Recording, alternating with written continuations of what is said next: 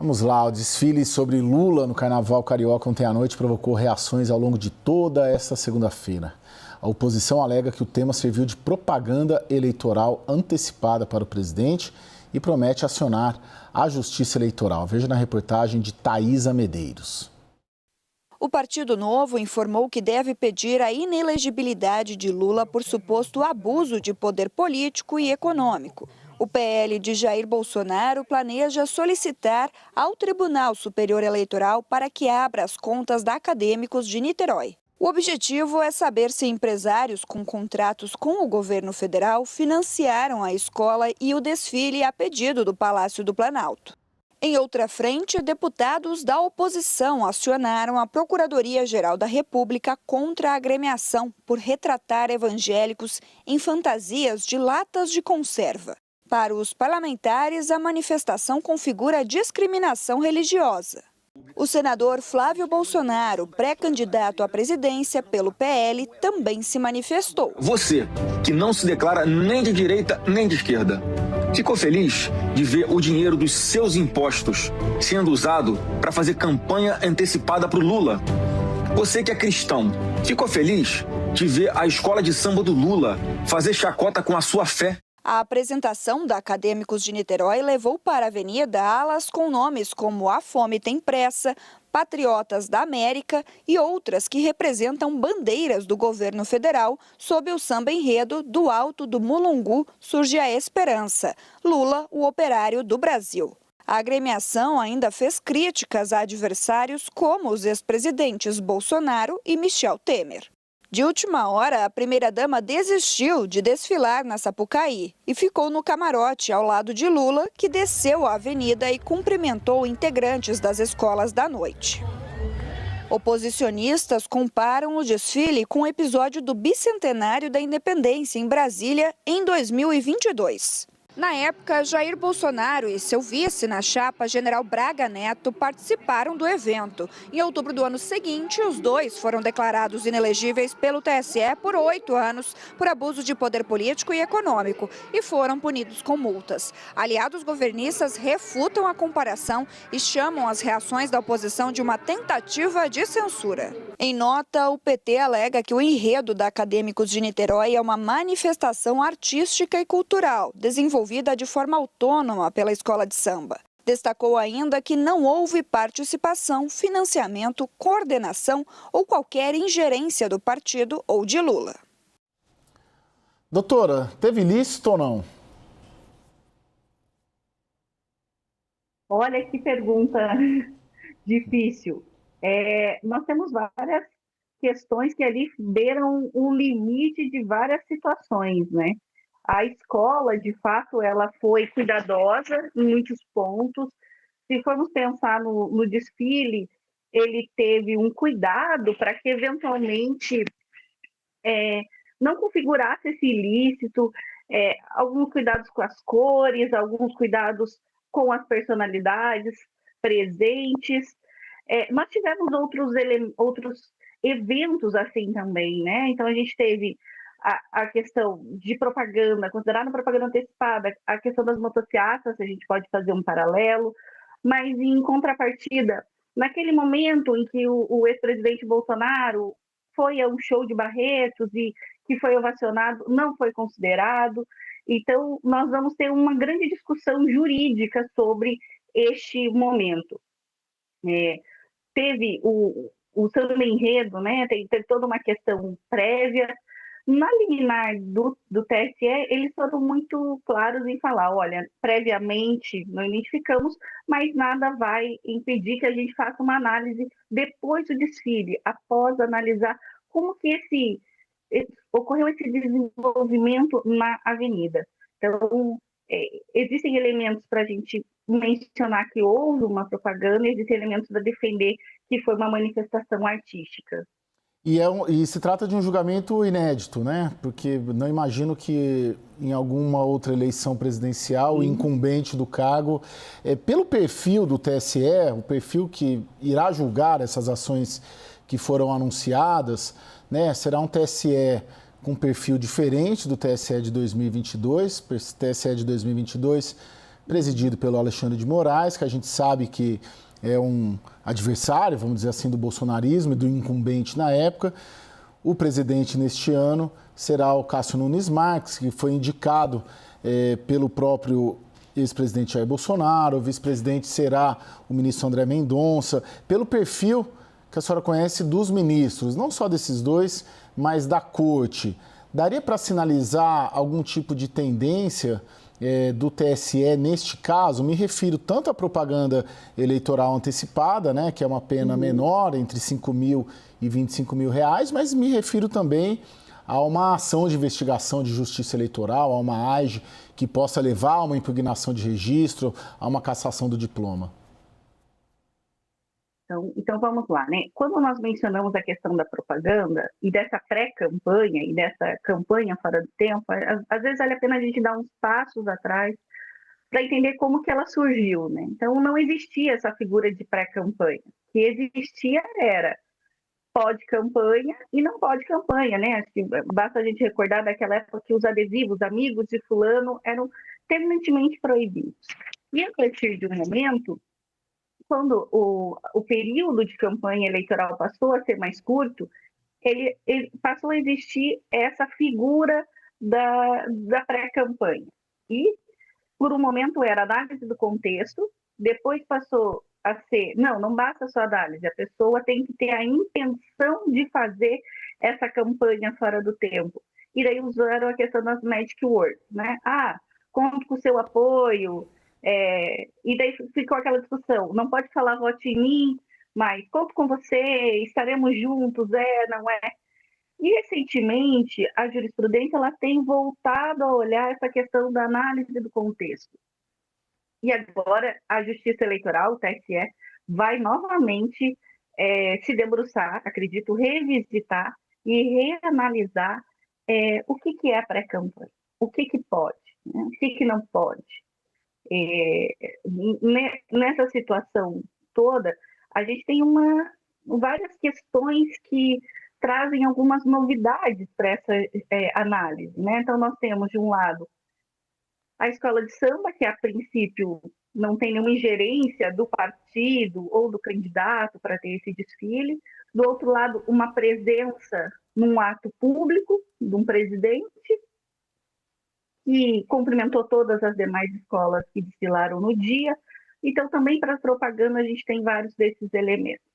Como a gente vai falar do abuso, a cassação sempre é a medida mais gravosa, né? Seja ela de registro e, eventualmente, de mandato, enfim. Ela é apesar da construção, né, mas ela é, sim, um sancionamento muito gravoso. Então, o que nós temos até o momento? Hoje, existiram várias pessoas com diversas opiniões.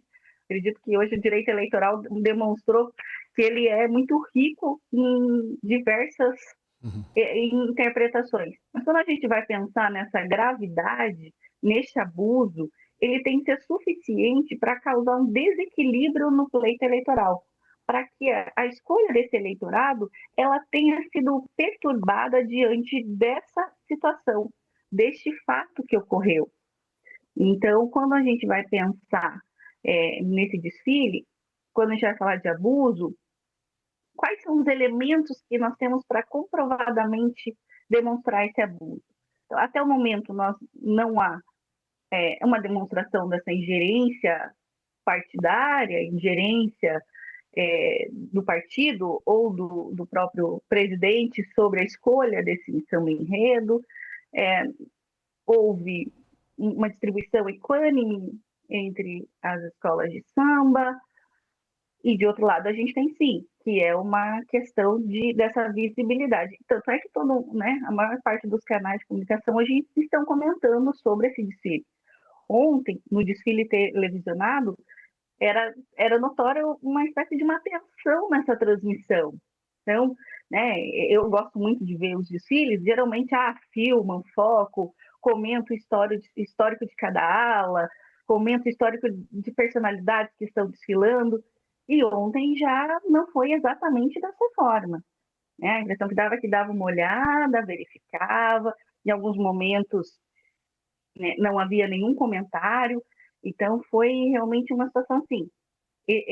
Qual vai ser a construção deste abuso? Que o abuso ele tem que ser uma situação gravosa e desequilibre, de fato, o processo eleitoral.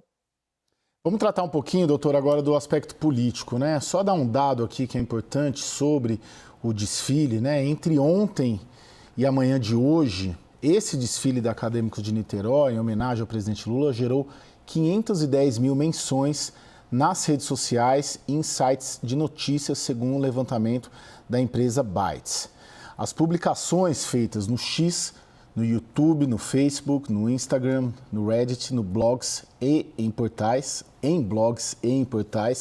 somaram mais de 5 milhões de interações. Eu estou falando entre domingo à noite e hoje pela manhã. E de acordo com a análise, os discursos predominantes foram críticos, com questionamentos sobre o uso de recursos públicos em enredo de exaltação ao presidente e menções à hipótese de campanha antecipada. No X, das 480 mil mensagens registradas, 222 mil foram classificadas por inteligência artificial como negativas ao desfile ao presidente Lula e 125 mil como positivas. E o restante foi considerado neutro. Entre as postagens com maior engajamento estão manifestações do senador Flávio Bolsonaro, do senador Sérgio Moro, do senador Cleitinho e do deputado federal Nicolas Ferreira. Aí eu te pergunto, Daniel Rittner, tem um balanço de Palácio do Planalto, do governo, se tudo que a gente viu hoje, desde ontem à noite, na verdade, toda a polêmica em relação a esse desfile, gerou um impacto? O Palácio do Planalto tem uma leitura, valeu a pena, não valeu? Foi bom ou foi ruim? Né? Conseguimos o objetivo, não conseguimos? Qual que é a leitura de governo mesmo? Caio, o governo e o próprio presidente acionaram a AGU informalmente para saber se incorriam numa exposição jurídica elevada do ponto de vista eleitoral. E a resposta, um pouco antes do desfile, dias antes do desfile, foi que não. Houve ainda alguns cuidados ali em cima da hora, do tipo não colocar a primeira-dama para descer no sambódromo e desfilar, mas o saldo político, independentemente do que vai acontecer, do desdobramento jurídico eleitoral, do ponto de vista do TSE, é desastroso. Desastroso porque indispôs o Lula, o governo e o PT com os evangélicos, por causa dos conservadores numa lata, indispôs o presidente com pessoas que não são, como disse Flávio Bolsonaro, que, aliás, conseguiu posar de Flávio Paz e Amor.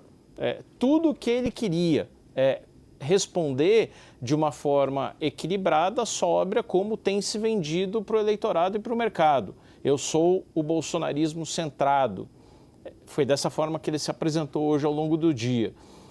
O governo disputa com o bolsonarismo uma faixa do eleitorado que serão 5%, 10%, 15% estourando do eleitorado que não tem simpatia por um, não tem simpatia por outro, pode votar no Lula numa eleição, pode votar na direita em outra eleição, e é um eleitorado muito sensível a esse tipo de jogo. E hoje o dia foi todo de críticas a Lula. Tem outros aspectos também que são mais de institucionalidade que precisam ser lembrados, né? O bolsonarismo hoje resgatou muito a história da reunião do ex-presidente com embaixadores para atacar urnas eletrônicas no Palácio da Alvorada e dizer, mas ele foi, pegou 8 anos inelegível por causa de uma reunião dessa. E agora, no Sambódromo? Então, essas comparações são muito ruins politicamente para o governo e, do ponto de vista institucional, o governo federal chancela um bloco ou uma escolinha de samba numa cidade do interior que pode fazer a mesma coisa com o prefeito da cidade, com o político local.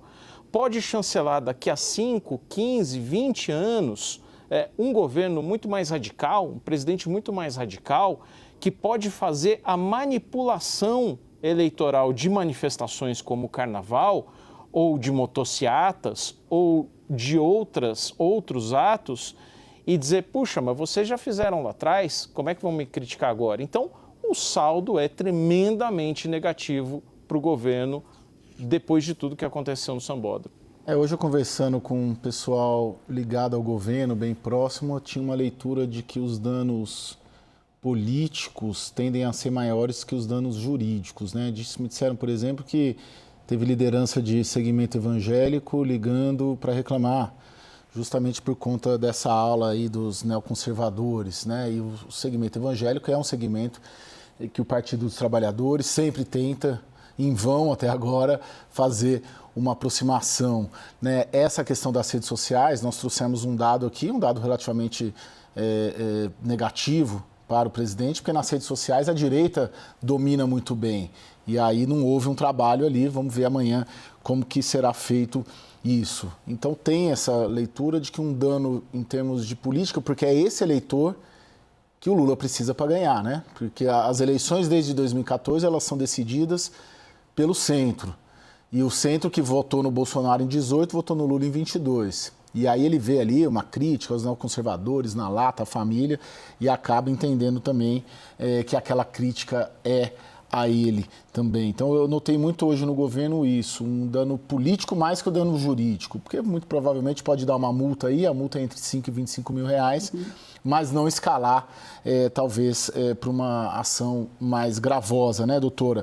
Doutora, uma das linhas, desculpa me estender, mas uma das linhas de atuação, muito provavelmente o PL do Flávio Bolsonaro vai entrar com uma AIGE, pelo que eu pude levantar, hoje nós noticiamos isso aqui na CNN, na quinta-feira, pedindo ao TSE que determine a Acadêmicos de Niterói que abra as contas do desfile, né? Dando uma ordem para aqueles, porque há uma suspeita de que talvez empresários com recursos, com contratos com o governo tenham sido instados a fazer doações. Há uma suspeita de camarotes terem recursos públicos. Nessa toada, isso aí, a gente sairia de uma propaganda eleitoral antecipada para um abuso? Quando entra assim, utilização de máquina, não estou falando que houve, estou falando tudo em tese aqui, isso elevaria a gravidade? E um pedido desse para o TSE é automático que o TSE determinaria a Acadêmicos de Niterói que abra as contas do desfile? Então, vamos lá, né? Obviamente que se houver qualquer documento, qualquer comprovação desse abuso, né? Como eu falei, desse direcionamento, desse uso desse evento que é público para beneficiar uma candidatura, isso vai ter escala para outras situações. Assim como a gente viu em relação à condenação também do ex-presidente, que inicialmente começou com uma ação que eventualmente teria uma outra finalidade e gerou a inelegibilidade. Todo esse processo, a ação de investigação judicial eleitoral, ela é justamente para isso, para eu poder conseguir reunir provas dessa conduta, né? Então, ela é uma ação que ela se presta a fazer essas apurações. E nesse caso, pelo que foi informado até antes do desfile, de televisionarem o desfile, eles informaram, existiam algumas ações ajuizadas no Tribunal de Contas da União.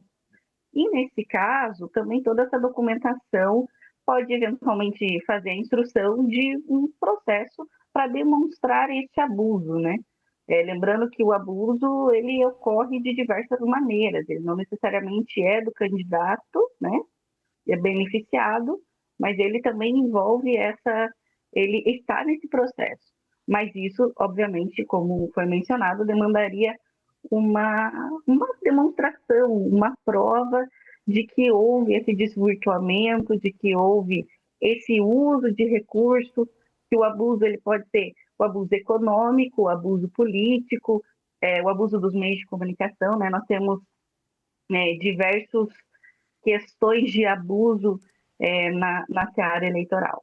Então, poderia sim evoluir, mas aí vão depender de muitas provas que até o momento não estão, pelo menos, né, não estão de conhecimento geral da existência dessas provas para configuração do abuso. Mas existe a possibilidade, desde que haja uma comprovação. Como falei, o abuso ele tem que ser demonstrado. E óbvio que, seja como abuso ou como propaganda, a Justiça Eleitoral vai enfrentar esse tema e vai gerar também parâmetros para, como foi mencionado, para campanhas de prefeituras, para as campanhas estaduais, do que pode e o que não pode. Né? O direito eleitoral ele é um direito que está sempre em construção, ele está sempre vivo, sempre necessitando dessas atualizações, porque as previsões legais acabam nem sempre abarcando todas as situações possíveis.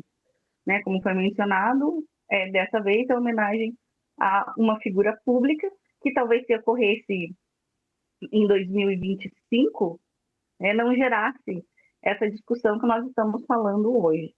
Né? Mas por ser um ano de reeleição, por ser um ano em que há a campanha presidencial, ela gera toda essa discussão.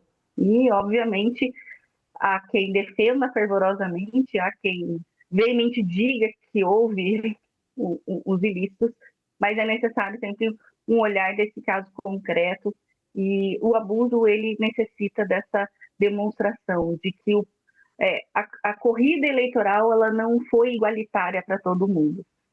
Então, obviamente nem todo mundo vai ser igual numa corrida eleitoral, se a gente for pensar, atualmente as duas figuras que temos como pré-candidatos são pessoas que o próprio nome antecede a sua, Então, a gente fala Lula ou se fala Bolsonaro, já existe um imaginário de quem seja.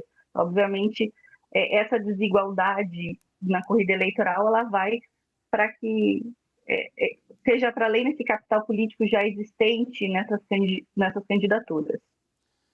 Daniel, só para finalizar, como que o Palácio vê essa composição do Tribunal Superior Eleitoral, que vai mudar esse ano a partir de junho? Caio, olha que absolutamente curiosa a formação, a composição do TSE, que vai deliberar possivelmente sobre uma ação eleitoral na campanha. O TSE vai ter 2 ministros do STF, André Mendonça e Cássio Nunes, que foram nomeados por Bolsonaro, que têm votado de forma alinhada no Supremo, e isso não significa necessariamente nada para uma ação como essa, mas eles têm esse perfil mais alinhado às causas da direita. Tem 2 advogados, Floriano Azevedo Marques e Estela Aranha, que são ligados a Alexandre de Moraes e Flávio Dino, e que também têm votado de forma alinhada. Aí você tem 2 ministros do STJ, Antônio Carlos Ferreira, mais alinhado a André Mendonça e Cássio Nunes Marques, e Vilas Boas Cueva, que foi nomeado por Dilma ao STJ e mais alinhado aos outros 2. Então, em tese, estou falando absolutamente em tese, temos um cenário de 3-3. Quem desempata aí, quem que é o fiel da balança? José Antônio Dias Toffoli. E ajuda a entender também que na sexta-feira começou a circular muita informação em razão do Banco Master, do Palácio soltando a mão, do Lula soltando a mão do Toffoli, e já na quinta-feira também, as informações circulando de que o Lula defendia o afastamento do Toffoli no caso Master. Já na sexta-feira ali teve uma operação rápida ali, política do Palácio do Planalto, para dizer que Lula e Toffoli são alinhados ali, que são próximos, que estão próximos, que o presidente Lula, a despeito do caso Master, tem um carinho ali pelo Dias Toffoli, Dias Toffoli também é o ministro do TSE.